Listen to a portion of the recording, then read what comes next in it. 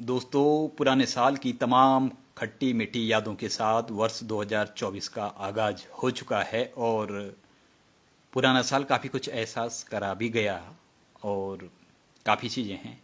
बहुत सारे मामले रहे हैं, बहुत सारी अच्छी बातें, बुरी बातें, तमाम चीज़ें, खट्टी मीठी यादें के साथ फिर ये कारवां आगे निकल पड़ा है और एक और एपिसोड के साथ हम आप लोगों के साथ फिर हाजिर हैं। तो दोस्तों, वैसे तो बहुत सारे मामले हैं, रहे हैं, पिछले साल भी रहे हैं। कुछ मामले समसामयिक होते हैं और कुछ मामले होते हैं वो दीर्घकालिक या दूरगामी रूप से महत्वपूर्ण होते हैं और लंबे समय तक चलते रहते हैं। तो आज इन्हीं में से एक मुद्दा ऐसा है जिसकी हम चर्चा करेंगे और वो मुद्दा है दोस्तों, त्वरित न्याय न मिल पाना। भारत में जो न्याय और कानून व्यवस्था है भाई, कार्यपालिका, न्यायपालिका, व्यवस्थापिका की न्यायपालिका तीसरा महत्वपूर्ण उपागम है, तीसरा महत्वपूर्ण इंस्टीट्यूशन है लोकतंत्र का भी, भारतीय संविधान का भी। और न्याय और कानून व्यवस्था एक बहुत बड़ी चीज मानी जाती है। वो चाहे व्यावसायिक, सामाजिक, आर्थिक गतिविधियों के लिए हो, राजनीतिक गतिविधियों के लिए हो, सांस्कृतिक गतिविधियों के लिए हो, या फिर वहाँ की व्यावसायिक और औद्योगिक गतिविधियों के लिए हों। जी हाँ दोस्तों, औद्योगिक और व्यावसायिक गतिविधियाँ आपने देखा होगा, जिन देशों में जितना त्वरित, सफल, स्वस्थ, गतिशील, प्रगतिशील शासन, प्रशासन और न्यायिक व्यवस्था है, वहाँ पर लोग ज़्यादा उद्योग व्यवसाय के लिए वहाँ पर आसान मानी जाती हैं चीज़ें। तो आज हम चर्चा करेंगे, ये बरसों से लंबित जो चीज़ें रही है, ये बरसों से लटका हुआ मामला है। मैंने बहुत पहले आर्टिकल लिखा था, ये तकरीबन मेरे ख्याल से 2007-8 की बात है। मैंने त्वरित न्याय पे जो एक वो लिखा था, आर्टिकल लिखा था मैंने। उसमें काफ़ी चीज़ें, उस समय एक दौर हुआ करता था कि प्रिंट मीडिया का बहुत अच्छा उस समय दौर था, तो उस समय एक नहीं 2-4 मैगजीन के लिए मैंने लिखा था और वो तकरीबन काफ़ी लंबा भी था, 4-5 पेज का आर्टिकल था। तो उस समय भी हमने ये सारी चीज़ें कही थी कि त्वरित न्याय के क्या मतलब मायने होते हैं। आपने दामिनी अगर मूवी देखी है, हिंदी, एक बहुत अच्छी एक्शन मूवी थी वो और बहुत बेहतरीन भी थी। उसमें जो अदाकारी थी, चाहे वो मीनाक्षी शेषाद्री की हो या फिर सनी देओल की हो या अमरीश पुरी की हो या अन्य भी एक्टर हैं, ऋषि कपूर वगैरह, उन्होंने बेहतरीन एक्टिंग उसमें की थी। उसका एक शब्द था तारीख पर तारीख, तारीख पर तारीख, योन ऑनर, तारीख पे तारीख मिली मुझे लेकिन न्याय नहीं मिल पाया। ये सनी देओल उस समय कहते हैं उसमें, बड़े आक्रोश के साथ। तो आप कल्पना कर सकते हैं, ये एक सच्चाई है, कटु सच्चाई है, ये स्याह पक्ष है जो आप चमकदार भारत के पीछे छुपे हुए कहीं स्याह हकीकत है। कुछ काला पक्ष भी है, ये काला ही पक्ष है कहेंगे कि भारत में त्वरित न्याय के लिए हालांकि कोशिशें की जा रही हैं, पिछले 12-15 सालों से लगातार कोशिशें की गई हैं। उसमें mobile court, fast track court, night court और ऐसे बहुत सारी नए कॉन्सेप्ट और नए एक वो ट्रायल किए गए, लेकिन उनका एक विस्तृत, व्यापक और जो अत्याधुनिक ढांचा है वो नहीं डेवलप किया गया। उसका जो इंफ्रास्ट्रक्चर है, मैन पावर है, उसका एक सिस्टम है, एक वो विस्तृत नहीं किया गया और व्यवस्थित भी नहीं किया गया। वो उसको अल्टरनेटिव रूप से या कभी कभार उन चीज़ों का वो किया गया। तो यही कारण है कि आज हम जब बात कर रहे हैं आज की डेट में 2024 में, तो स्थितियाँ ये हैं कि भारत में हजारों लाखों नहीं, जी हाँ दोस्तों, हजारों लाखों नहीं बल्कि करोड़ों मामले दर्ज हैं, लंबित हैं। और आपको जान के ताज्जुब होगा कि उनमें से कई मामले ऐसे हैं वो 30 साल से भी पुराने हैं। तो आज चर्चा इसी बात को लेकर कि त्वरित न्याय अगर नहीं मिलता है, न्याय में देर अपने आप में एक बहुत बड़े अंधेर है, एक बहुत बड़ा अन्याय है। अगर किसी को समय पर न्याय नहीं मिल पाता है तो उससे बड़ा कोई अन्याय नहीं हो सकता है। समय पर न्याय मिलना बेहद जरूरी है। उससे शासन प्रशासन की न्यायिक प्रणाली, न्याय और कानून व्यवस्था की गतिशीलता, गुणवत्ता और प्रगतिशीलता भी देखी जा सकती है, पारदर्शिता भी देखी जा सकती है और आम आदमी से लेकर तमाम चीज़ों के लिए अच्छा संकेत माना जाता है। तो बहरहाल कई बार ऐसा होता है कि कोर्टों के चक्कर लगाते लगाते स्थितियां ये आ जाती हैं कि जो वादी या प्रतिवादी है वही मर जाते हैं, या उससे जुड़े हुए जो विटनेस हैं और जो क्या कह सकते हैं एविडेंस हैं वही बदल जाते हैं, विटनेस ख़त्म हो जाते हैं, मुवक्किल ख़त्म हो जाते हैं, उसके जुड़े हुए जो साक्ष्य हैं वो ख़त्म हो जाते हैं, मिटाए जा सकते हैं या नए पैदा किए जा सकते हैं, गवाह सबूत। तो लंबित न्याय में अगर न्याय त्वरित नहीं मिल पाता है तो वो किसी बड़े अन्याय से नहीं है। आप कल्पना कर सकते हैं भारत में बड़े बड़े आतंकी हमले हुए, बड़े बड़े स्कैम घोटाले घपले घोटाले हुए, चाहे वो चारा 1990 के दशक का चारा यूरा घोटाला हो, पशुपालन घोटाला हो, हवाला कांड हो, या वो सांसदों की खरीद फरोख्त वाले मामले हों, या उसके बाद भी तमाम शेयर मार्केट का घोटाला हो। उसके बाद आगे चलते हैं तो लंबे चौड़े फेहरिस्त है, उसमें राष्ट्रमंडल घोटाला भी है, उसमें 2G स्पेक्ट्रम 3G स्पेक्ट्रम कोल आवंटन घोटाला भी है, और घोटालों की लंबी चौड़ी फेहरिस्त है। बैंकों के कितनी फ्रॉड है, स्कैम हुए हैं, वो बदस्तूर जारी है। और आज तो उसका जो प्रभाविता है, उसकी प्रवृत्ति है, उसकी आवृत्ति है, वो बहुत ज़्यादा बदल चुकी है, बढ़ चुकी है कह सकते हैं। तो अभी हम चर्चा करेंगे कि ये जो चर्चाएं चली थी ये बहुत पहले इस बात को लेकर काफ़ी बातें की गई हैं, काफ़ी तर्क वितर्क हुए हैं, काफ़ी ये उम्मीदें अपेक्षाएं की गई हैं कि भारत में कैसे त्वरित न्याय के लिए एक ढांचा विकसित किया जाए, एक इंफ्रास्ट्रक्चर, एक मैन पावर, एक रिसोर्सेज, एक फिनोमिना, एक क्या कह सकते हैं उसको, एक सिस्टम डेवलप किया जाए, उसको विकसित और विस्तृत किया जाए और व्यवस्थित किया जाए, कम से कम व्यवस्थित रूप से या वैधानिक रूप से कहें, एक ऐसा बनाया जाए। लेकिन अफसोस की बात यह है कि 2024 में ज़्यादातर जो राजनीतिक स्वार्थों पर सत्ता सियासत चलती है, वोट बैंक और चुनावों को जीतना हारना सहमत के खेल तक सीमित हो चुका है। तो उन लोगों को इधर सोचने का वक्त कितना मिल पाता होगा ये समझ में, जब कोई भी जनप्रतिनिधि आता है उसके बाद वो अपने कर्तव्य दायित्वों को ये भूल जाता है, उसे पता ही नहीं होते हैं। भूलना तो बड़ी बात है, उसे अपने संवैधानिक कर्तव्य दायित्वों का पता नहीं होता है। और उसका ये ज़्यादातर लोगों का चुनाव जीतना सहमत का खेल राजनीतिक पार्टियों का रहता है। उसके अलावा व्यक्तिगत संपत्तियों में वृद्धि, पूंजी और संपत्तियों और संसाधनों में वृद्धि करना, यही उनका प्रिय सगल और प्रिय जुमला रह जाता है। तो वो ऐसे मामलों पे कैसे ध्यान देते होंगे जब इतने बड़े राष्ट्रहित में, समग्र राष्ट्रहित में, सामाजिक आर्थिक राजनीतिक हित में इतने बड़े मुद्दों पर जब त्वरित न्याय नहीं हो पाया तो आम आदमी क्या होता होगा। आम आदमी के साथ अगर उसके साथ कोई अत्याचार शोषण होता है या कोई आपराधिक वारदात होती है तो उसको कोर्ट में जाना कितना भारी पड़ता होगा, आप ये सोच सकते हैं। क्योंकि कोर्ट में चक्कर लगाते लगाते लगाते लगाते क्या स्थितियां होती होंगी, और कई लोग तो जाते ही नहीं हैं इस डर से। आप जितने केस हमारे पास पेंडिंग हैं कोर्टों में, चाहे वो सिविल से जुड़े हुए हों या क्रिमिनल केस हो, जुडिशियल केस हों, तमाम जो निचली अदालतें हैं वहाँ से लेकर और हाई कोर्ट सुप्रीम कोर्ट तक जितने मामले हैं, वो तो जितने हैं उससे दुगुने तिगुने मामले होते हैं।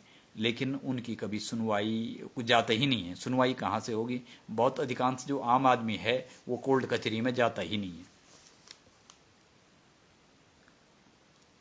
तो अगर वाकई में प्रत्येक आदमी अगर जाता तो आज जो जितने मामले हैं वो 3 गुना ज़्यादा होते। तो क्या इस रूप में हम भारत को आगे बढ़ाना चाहते हैं? क्या जो हम सुपर पावर और क्या कह सकते हैं विश्वगुरु भारत, सुपर पावर भारत और सबसे बड़ा लोकतंत्र और new India, emerging India, stand up India और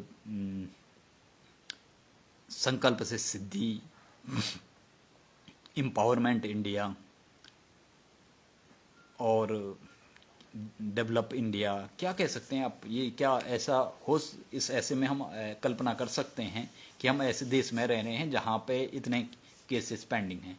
अभी जो मामले हैं, अगर 24 दिसंबर 2023 तक बात करें, जो हमें अभी नेशनल जुडिशियल डाटा ग्रिड के जो आंकड़े प्राप्त हुए हैं, आज हम उन्हीं पे चर्चा करेंगे कि वो कितने हैं। तो देश में अभी देश की स्थिति की बात करें तो देश में जो हमारे पास नेशनल जुडिशियल डाटा ग्रिड जो है वो सरकारी ही आंकड़े हैं, और सरकारी ही आंकड़ों की बात करें तो उसके में जो हमें मिलता है, तो सिविल केसेस तकरीबन 1,09,66,000 और 52 मामले तो सिविल केस के हैं, सिविल कोर्ट के कह सकते हैं आप। और क्रिमिनल जो कोर्ट के केस हैं वो हैं 3,33,70,887। जी हाँ दोस्तों, वो इससे भी 3 गुने ज़्यादा हैं क्रिमिनल केस। और इन दोनों को अगर मिलाया जाए तो ये संख्या तकरीबन 4,44,000 से भी ऊपर पहुंचती है। 4,44,00,000 से भी ऊपर। तो आप कह सकते हैं कि देश में 4,44,00,000 मामले कुल पेंडिंग हैं अभी, जो नेशनल जुडिशियल डाटा ग्रेड के हमारे पास आंकड़े हैं उसके अनुसार हम बात करें। और इनमें अगर सुप्रीम कोर्ट की ही बात करें तो सुप्रीम कोर्ट में ही तकरीबन 62,884 सिविल केस हैं, सुप्रीम कोर्ट में 62,884। और क्रिमिनल कोर्ट से जो क्रिमिनल केस हैं वो हैं 17,462 हैं। और देश के 25 हाई कोर्टों की स्थिति अगर आप देखें तो हाई कोर्ट में जो कुल लंबित केस हैं देश के 25 हाई कोर्ट की हम बात करें तो उसमें है 61,95,880 कुल। और क्रिमिनल केस की बात करें तो 17,54,370 देश के हाई कोर्ट में क्रिमिनल केस हैं। और जान के आपको ताज्जुब होगा कि देश के हाई कोर्ट में 30 साल से पुराने जो केस हैं, 30 साल से पुराने, वो लगभग 70,044। जी हाँ दोस्तों, 70,044 मामले ऐसे हैं जो 30 साल से पुराने यानी 90 के दशक से लंबित हैं। और क्रिमिनल केस ऐसे जो कि 90 के दशक से लंबित हैं यानी 30 साल से भी पुराने हैं, वो तकरीबन 20,804 हैं। आप अनुमान लगा सकते हैं स्थितियां क्या हैं। और 1 वर्ष से अधिक समय से जो केस लंबित हैं, 1 साल से अधिक जिनको हो चुका है, वो अगर सिविल केस की बात करें तो वो है 61,12,955। ये सिविल केस हैं। और क्रिमिनल केस हैं 1,97,83,175। ये क्रिमिनल केस हैं जो 1 वर्ष से अधिक समय से लंबित है। मतलब कईयों को तो सालों बीत गए, 1 साल एक मानक माना गया है। हो सकता कईयों को 2 साल से चल रहा होगा, कोई 10 साल से चल रहा होगा, कोई 20 साल से, कोई 30 साल से, कोई 50 साल तक, 50 साल से। ऐसे भी मामले हैं जो 50, 60, 70 साल हो चुके हैं, अभी भी चल ही रहे हैं वो। तो क्या कहेंगे आप। और राज्यवार केसों की स्थिति की बात करें तो उत्तर प्रदेश में तकरीबन 1,16,28,185 उत्तर प्रदेश पहले पायदान पे है, जिसमें क्रिमिनल केस 97,53,53,251 ये है क्रिमिनल केस। मध्य प्रदेश में तकरीबन 20,01,43 कुल केस हैं, जिसमें से 16,06,054 जो हैं वो क्रिमिनल केस हैं। उत्तराखंड की बात करें तो उत्तराखंड छोटा सा राज्य है। उत्तराखंड की बात करें, एक छोटा सा राज्य है जिसकी आबादी महज 1 करोड़ कुछ लाख है। तो अगर उसी की बात करें तो उत्तराखंड में 3,58,168 केस पेंडिंग पड़े हुए हैं। और इनमें 3,13,235 जो केस हैं वो हैं क्रिमिनल केस। तो ऐसी स्थितियां हैं। और टॉप मोस्ट हैं, पहला उत्तर प्रदेश में शायद, हाँ शायद नहीं है ही, पहले पायदान पे हैं। उसके बाद बिहार की स्थिति आती है। बिहार में जो मामले हैं वो 35 लाख, उत्तर प्रदेश में तो करोड़ में हैं, 1 करोड़ से ऊपर, 1,16,00,000 से ऊपर। बिहार में 35,88,337 दूसरे नंबर पे बिहार है। जी हाँ दोस्तों, तीसरे नंबर पे बंगाल आता है, वेस्ट बंगाल, जिसमें 29,85,949 जो केस हैं, कुल केस वो लंबित हैं, पेंडिंग पड़े हुए हैं, चल ही रहे हैं अभी। और ऐसे होते करते अगर बात करें तो सबसे कम की अगर हम बात करें, उसके बाद नीचे आते जाते हैं। तो उसके बाद अगर हम बात करें, बिहार, पहले उत्तर प्रदेश, फिर बिहार आता है, फिर वेस्ट बंगाल आता है। और उसके बाद सबसे ज़्यादा उसकी बात करें तो फिर मध्य प्रदेश आता है। मध्य प्रदेश में 20,01,43 केस हैं कुल जो पेंडिंग पड़े हुए हैं। उसके बाद बंगाल के बाद मध्य प्रदेश का नंबर है। मध्य प्रदेश के बाद अगर आप बात करें तो हरियाणा में सबसे ज़्यादा केस हैं। हरियाणा में 14,32,557 जो लंबित पड़े हुए केस हैं वो हैं। और सबसे कम पे हम अगर आएँ तो मेरे ख्याल से हाँ, जम्मू कश्मीर में सबसे कम है, 2,88,968 केस हैं। तो ये थोड़ा कुछ आंकड़े थे। मैंने कहा कि आज नए साल का आगाज हो रखा है, तो नए साल का आगाज हुआ है तो नए साल में इसी पे चर्चा की जाए, क्योंकि साल दर साल साल बदलते गए, कैलेंडर बदलते गए, तारीखें बदलती गई और नीति नियामक भी बदलते गए, सरकारें बदलती गई, लेकिन नहीं बदला तो भारत में जो सुस्त न्यायिक और कानूनी व्यवस्था है उसका चेहरा नहीं बदला, उसकी सूरत नहीं बदली। बदलने की कोशिशें की गई लेकिन वो वैकल्पिक तौर पर और छोटे स्तर पर की गई, एक एक्सपेरिमेंटल या ट्रायल के रूप में की गई। उसका एक विस्तृत, व्यवस्थित और व्यावहारिक जो ढांचा है, प्रभावी ढांचा, वो डेवलप नहीं किया गया। उसके लिए नीति नियामक उस ढंग से निर्धारित नहीं की गई, क्रियान्वित नहीं की गई कि उसको एक अल्टरनेटिव नहीं, एक पूर्ण व्यवस्था के रूप में एक अच्छे ढंग से इम्प्लीमेंट किया जाता, वो नहीं किया गया अभी तक। जबकि चर्चाएं बहुत पहले, मैं बता रहा हूँ 2007-8 में मैं खुद इस पे आर्टिकल लिखा भी था मैंने। उस समय ये मामला काफ़ी चल रहा था। बहुत सारे वो मुंबई बम कांड से लेकर, मुंबई बम विस्फोट हमले से लेकर, ताज होटल पर, संसद भवन पे हमले से लेकर और तमाम हवाला कांड, चारा कांड, वो शेयर मार्केट के घोटाले, तेलगी स्टाम्प पेपर घोटाले से लेकर राष्ट्रमंडल घोटाले, तमाम घोटालों का लंबा अंबार लगा हुआ था। आपराधिक बाहुबलियों का उस समय दौर रहा है बिहार, उत्तर प्रदेश और अन्य क्षेत्रों में भी। तो उस समय ये मामले काफ़ी चल रहे थे। उस समय इस पर सोच विचार की बहुत ज़्यादा एक प्रकार से आवश्यकताएं थी और चल भी रहा था। मैंने आर्टिकल भी उस समय लिखा था। प्रिंट मीडिया का बहुत सुनहरा दौर हुआ करता था। वो भारतीय जो मीडिया का है वो सुनहरा दौर रहा है। उसको golden era of Indian media कह सकते हैं आप उसको, जो रहा है 2000 सन 2000 1990 से लगा लें आप कमोबेश, और 2010 के बीच का। उसके बाद मीडिया की सोशल मीडिया का दौर आया और मीडिया के पर काटते, जो मेन स्ट्रीम मीडिया था उसका पर भी कुछ काटे गए, कुछ राजनीतिक दबाव में, कुछ और होते करते आज जब हम स्थितियों पे बात कर रहे हैं तो आज हम उस दौर में पहुंच चुके हैं कि उसका बहुत ज़्यादा एक व्यापकता, प्रभाविता और उसका क्षेत्र है वो उतना ज़्यादा रह नहीं गया है। तो तब वो बातें चलती थी। तो खैर हमने ये चीज़ें बताई, दशकों से जो ये न्याय प्रणाली है कितनी सुस्त रफ्तार से चल रही है। और अभी ये है कि संसद ने भी, हालांकि पहले भी ऐसी कोशिशें की गई है, संसद में त्वरित न्याय, सीआरपीसी और आईपीसी वगैरह की कुछ धाराओं में संशोधन किए गए हैं। ये मैंने पहले वीडियो, बहुत पहले मैंने वीडियो डाला था, उसमें बताया था मैंने क्या क्या उसमें कुछ संशोधन हुए हैं।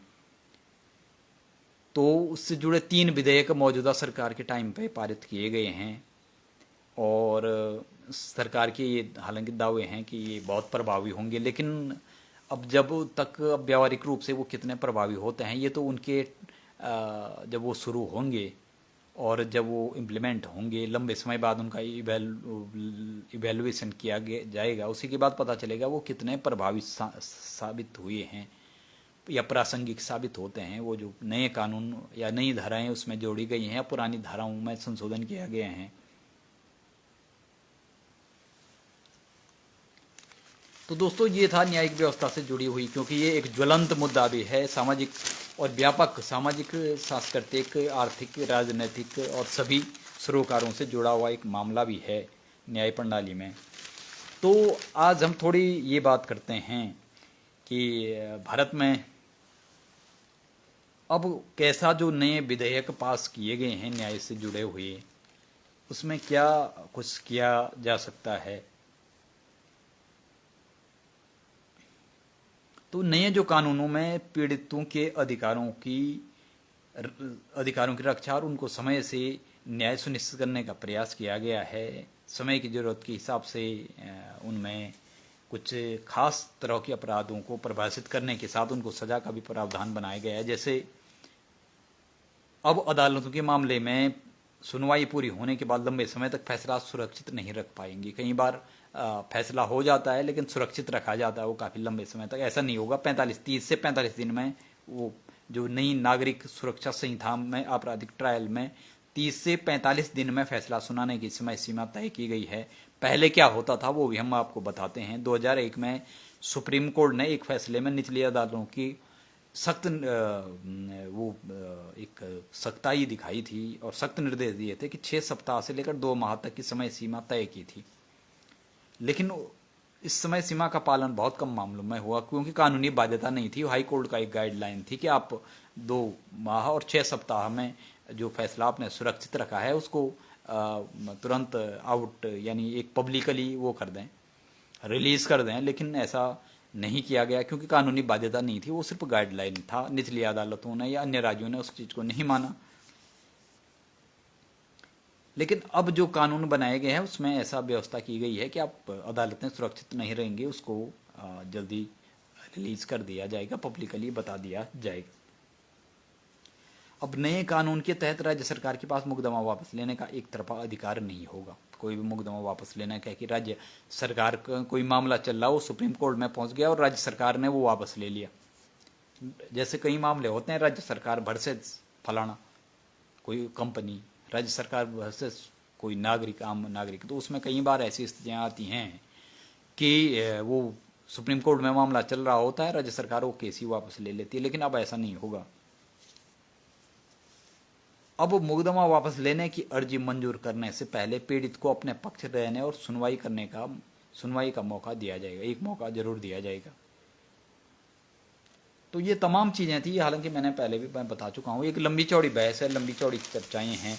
आप कल्पना कर सकते हैं कि जो तमाम भारत में न्यायिक और कानून व्यवस्था जो है वो कितने सुस्त रफ्तार से चलती है और उससे कितना नुकसान होता होगा, न सिर्फ आम आदमी का समय, संसाधन और पूंजी का दुरुपयोग भी होता है, अपव्यय कह सकते हैं उसको, और सरकारी तंत्र का भी, चाहे वो पुलिस प्रशासन हो, चाहे वो कोर्ट हों, चाहे वो मुवक्किल हों, ये वकील हों, या जो भी संसाधन है शासन प्रशासन से जुड़े हुए, जो तमाम न्यायिक और कानूनी व्यवस्था का जो प्रशासनिक ढांचा है, अपना प्रशासनिक तंत्र है, उसको भी काफ़ी समय और संसाधनों की अपव्यय होता होगा, ये आप खुद समझ सकते हैं। तो भारत में त्वरित न्याय के लिए क्या किया जाए, क्या किया जाए? सिर्फ कानून में संशोधन करने से कुछ होने वाला है नहीं, बल्कि कानूनों को संशोधन करने से पहले, चाहे वो संवैधानिक रूप से हो, सीआरपीसी आईपीसी में हो, उससे पहले उससे जुड़े हुए प्रत्यक्ष और परोक्ष, अप्रत्यक्ष दोनों रूपों में उससे जुड़े हुए जो भी संस्थाएं हैं, जो भी आदमी हैं, चाहे वो कानूनविद हैं, कानूनी संस्थाएं हैं, समाज सेवी हैं, राजनीति से जुड़े लोग हैं, न्याय और कानून व्यवस्था से जुड़े हुए लोग हैं, वकील हैं, कोई भी हैं, जज हैं, कोई भी हैं, पत्रकार हैं, बुद्धिजीवी वर्ग है, उनसे राय मशविरा लिया जाना चाहिए जरूर। एक आम विभिन्न स्तरों पर और विभिन्न माध्यमों के द्वारा एक आम राय कायम की जानी चाहिए और उसके बाद प्रभावी नीति नियामक बनाए जाने चाहिए। उसी के बाद संवैधानिक संशोधन भी किए जाने चाहिए, उसी के अनुसार नए कानून बनाए जाने चाहिए। पुराने कानून, नियम कानूनों में, नीति नियामकों में संशोधन भी होना चाहिए समय की आवश्यकताओं के अनुरूप, और कुछ नई चीज़ें भी उसमें जोड़ी जानी बेहद जरूरी है। लेकिन वो व्यापक, उससे जुड़े हुए प्रत्यक्ष और परोक्ष दोनों रूपों में उससे जुड़े हुए जो लोग हैं, जो इंस्टीट्यूशन हैं, उनसे परस्पर विभिन्न स्तरों पर, विभिन्न माध्यमों पर परिचर्चा करके, राय मशविरा करके एक आम राय बनानी पड़ेगी। तभी एक प्रभावी कानून बनेगा, प्रभावी नीति नियामक बनेंगे और उनका अनुपालन, क्रियान्वयन और जो प्रबंधन है वो सही ढंग से हो पाएगा। और समय समय पे जो कानून बनाए जाते हैं उनका मूल्यांकन भी किया जाए कम से कम, कि ये समय जो मौजूदा दौर है उसके अनुरूप ये कितने कारगर हैं, नहीं हैं, और मौजूदा दौर की या समय काल परिस्थितियों की आवश्यकताओं के अनुरूप इनमें क्या कुछ जोड़ा जाना चाहिए, क्या कुछ संशोधन किया जाना चाहिए, ये चीज़ें करनी बेहद ज़रूरी है। तो दूसरी बात ये आती है कि जो कोर्टों का ढांचा है वो एडवांस, एक अत्याधुनिक बनाया जाए। एडवांस, चाहे वो टेक्नोलॉजी के रूप में है, मैन पावर के रूप में हो, वो जो भी है जुडिशियल जो स्टाफ होता है या पुलिस प्रशासन होता है या जो भी है, इन लोगों को टेक्निकल रूप से हो, चाहे जिस रूप में भी हो, उनको डेवलप किया जाए।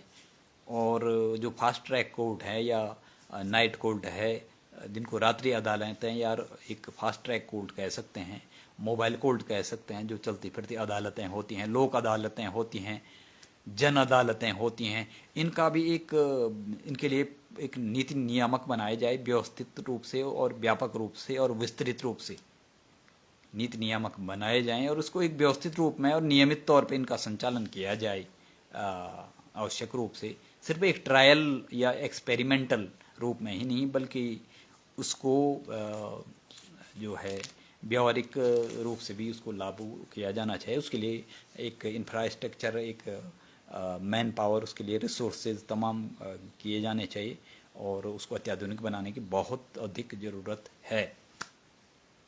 तो ये चीज़ें हैं जो समाधान की दिशा में। और फिर इन क्षेत्रों में जिन भी जो न्याय और कानून व्यवस्था से जुड़े हुए लोग हैं, चाहे वो पुलिस प्रशासन है, अदालतें हैं, जो भी है, उसमें अच्छे ईमानदार कर्मठ लोगों को लिया जाए, वो किया जाए। क्योंकि कई बार ऐसे आरोप लगते हैं कि मुवक्किल बदल जाते हैं, एविडेंस विटनेस बदल जाते हैं, कई बार इसमें पुलिस के कई लोगों की संलिप्तता पाई जाती है, बहुत सारे स्कैम फ्रॉड हुए हैं, आपराधिक वारदातें हुई हैं, कई बार पुलिस के लोगों की ही या न्याय व्यवस्था से जुड़े लोगों की ही उसमें भागीदारी पाई जाती है या उसी से जुड़े हुए लोग उसमें शामिल होते हैं। आपने उत्तराखंड में परीक्षाओं से संबंधित घोटाला पढ़ा होगा आपने कि पर्दे के पीछे से कुछ राजनेताओं ने या मंत्री संतरियों ने वो घोटाले किए, लेकिन उनका नाम कभी उजागर नहीं हुआ। बाहर जो नाम उन्होंने मोहरे बनाए, जिनके मैं बता रहा हूँ, जिन मोहरे या प्यादों के आगे करके ये खेल खेला गया, उसमें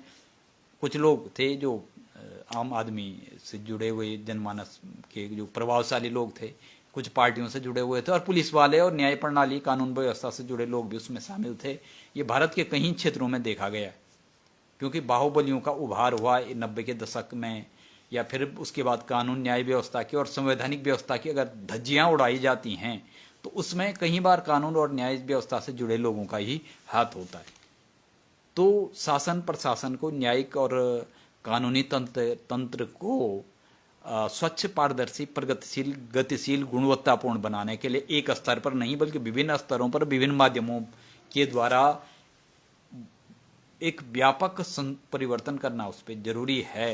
और कानूनी और न्यायिक प्रणाली को एक अच्छा, उपादेय, उपयोगी, प्रासंगिक, गुणवत्तापूर्ण और वो फैकल्टी के रूप में हो, स्टाफ के रूप में हो, टेक्नोलॉजी के रूप में हो, उनको एडवांस लेवल तक ले जाना बहुत ज़रूरी है। ग्लोबल जो वो है मानक हैं, वहाँ तक पहुँचाना बेहद ज़रूरी है। तो आज ये मुद्दा हमने आपसे चर्चा किया, ये मुद्दा आज का नहीं है दोस्तों, ये मुद्दा लंबे समय से चला आया है। और मैं पहले भी बता चुका हूँ, न्याय में देरी मतलब वो सबसे बड़ा अन्याय है, क्योंकि इस बीच कई मामले इतने सालों तक बीतते हैं कि उसके बाद न्याय का कोई औचित्य, कोई महत्व तो नहीं रह जाता, कोई उपयोगिता, प्रासंगिकता ही खत्म हो जाती है जब उससे जुड़े हुए मुवक्किल ही खत्म हो जाते हैं, वादी प्रतिवादी ही नहीं रह जाते हैं, या कई बार उससे जुड़े हुए जो साक्ष्य सबूत हैं वो मिटाए जाते हैं, नए पैदा किए जाते हैं, और उससे जुड़े हुए जो सबूत, गवाह हैं, गवाह मर जाते हैं, नए गवाह पैदा किए जाते हैं। तो समय भी मिल जाता अपराधियों को या भ्रष्टाचारियों को इस बीच गवाह सबूत बदलने के लिए और अपने को बचाने के लिए, बहुत नई चीज़ें तैयार करने के लिए समय भी मिल जाता है। तो त्वरित न्याय समय की एक ज़रूरत है। भारत को एक समग्र रूप से, समावेशी रूप से सभी स्तरों पे आगे बढ़ाना है। तो न्याय और कानून की सुस्त रफ्तार को ख़त्म करना पड़ेगा। न्याय और कानून व्यवस्था को चुस्त दुरुस्त, प्रगतिशील, गतिशील, गुणवत्तापूर्ण, उपयोगी, प्रासंगिक बनाना पड़ेगा। और ये समय की आवश्यकता भी है, वक्त की नजाकत कहें, समय की आवश्यकता, समय का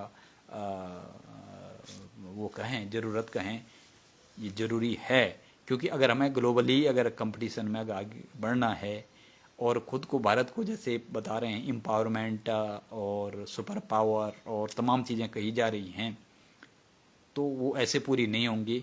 उसमें न्यायपालिका, न्याय और कानून व्यवस्था को चुस्त दुरुस्त करना ही पड़ेगा।